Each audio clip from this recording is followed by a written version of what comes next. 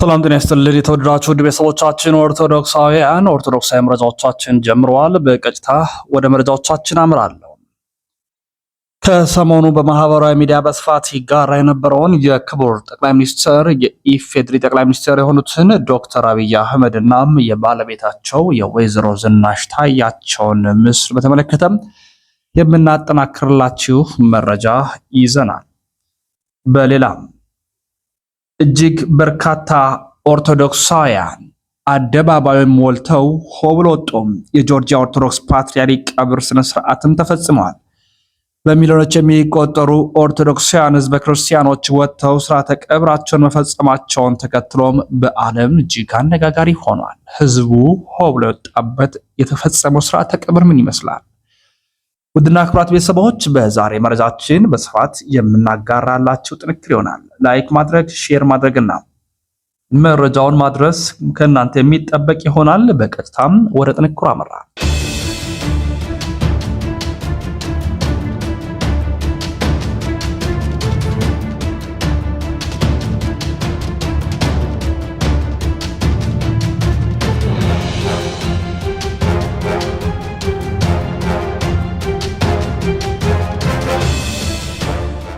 ከሰሞኑ በኢትዮጵያውያን ዘንድ በማህበራዊ ሚዲያዎቻቸው ሰፊ ሽፋንናም ትኩረት ተሰጥቶት የነበረ አንድ ቪዲዮ እናስታውሳለን።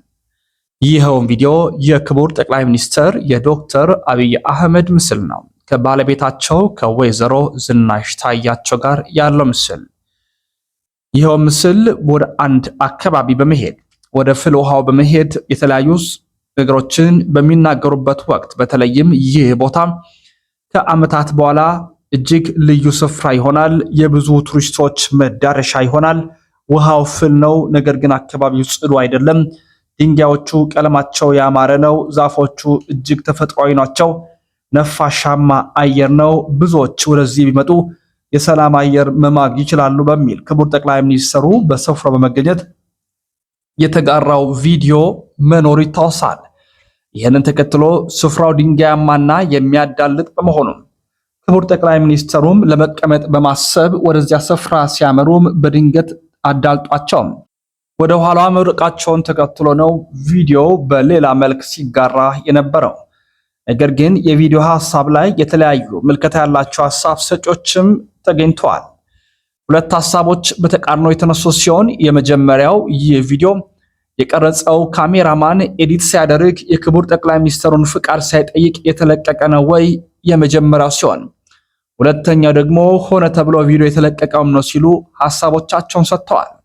ይህንንም ሲያብራሩ በተለያዩ የዓለም ክፍሎች በተለይም በመዝናኛው ኢንዱስትሪ፣ በፊልም ኢንዱስትሪዎች ላይ እጅግ አስቸጋሪናም በቀረጻ ወቅት ያጋጠሙ ድንገተኛ ነገሮችን ለህዝቡ በማጋራት ይህ መስዋዕትነት የተከፈለበት ስራ ነው፣ በቀጣይ ስራው አልቆ ሲመጣም እንድታዩ እንሻለን የሚል አስቀድሞ ትኩረት ለመሳብ ኦዲየንስን አይንና ጆሮም ለመሰብሰብ ያልተፈቀዱ ወይንም በድንገት የተቀረጹ ቀረጻዎችም ተጋርተው ይወጣሉ።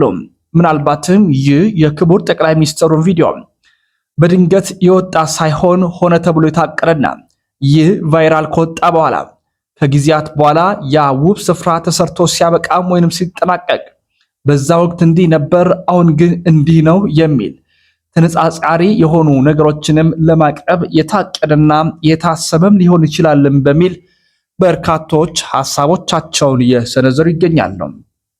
እናንተስ የክቡር ጠቅላይ ሚኒስትሩን ቪዲዮ ስትመለከቱ ምን ተሰማችሁ?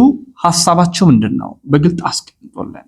ወደ ቀጣይ ጥንክር ስናመራ በሺዎች የሚቆጠሩ ጆርጂያውያን ተጽዕኖ ፈጣሪውን የኦርቶዶክስ ቤተክርስቲያን ፓትርያርክ አሊያ ሁለተኛን የሽኝትናም የቀብር ስነ ስርዓት እሁድ ዕለት አከናውነዋል። እድሜያቸው 93 ዓመት የነበረውና ተቋሙን ለግማሽ ክፍለ ዘመን ያህል የመሩት ፓትርያርኩም ማክሰኞ ዕለት ከዚህ ዓለም በሞት መለየታቸው ይታወሳል። የቁስጥንጥንያው ኢኩሜኒካል ፓትርያርክ በርቶሎሜዎስ ቀዳማዊ በቲቢሊሲ የቅድስት ሥላሴ ካቴድራል የጸሎት ስርዓቱን የመሩ ሲሆን ሐዘንተኞችም የጆርጂያን ባንዲራና የቤተ ክርስቲያን አርማዎችን በመያዝ በኪሎ ሜትሮች የሚቆጠር የእግር ጉዞ በማድረግ አስክሬኑን ወደ ሲዮኒ ካቴድራል አጅበው በክብር አሳርፈዋል። የፓትርያርክ በጆርጂያ ማረፍ በጆርጂያም ፖለቲካና ማህበረሰብ ውስጥ ትልቅ ስፍራ የነበረው መሪ ያሳጣት ሲሆን ቀጣዩ ተተኪ ከሩሲያ ጋር የጠበቀ ግንኙነት ሊኖረው ይችላል የሚለው ስጋት በስፋት እየተነጋገሩበት ይገኛሉ። ጳጳሳቱ አዲስ ፓትርያርክ ለመምረጥና አዲስ እጩ ለመሾም እስከ 2 ወር ጊዜ ያላቸው ሲሆን እስከዚያ ድረስ ሜትሮፖሊታን ሺዮ ሙጂሪ የቤተ ክርስቲያኒቱን ዙፋን በጊዜያዊነት ይመራሉ። ትምህርታቸውን በሩሲያ የተከታተሉት ሙጂሪ ከጆርጂያ ገዢ ፓርቲና ከኦሊጋሪኩ መሪ ቢዲዚና ኢቫንሺቪሊ ጋር የጠበቀ ግንኙነት እንዳላቸው የሚታመን ሲሆን ዋነኛ የፓትርያርክነት እጩ ተደርገውም ይወሰዳሉ።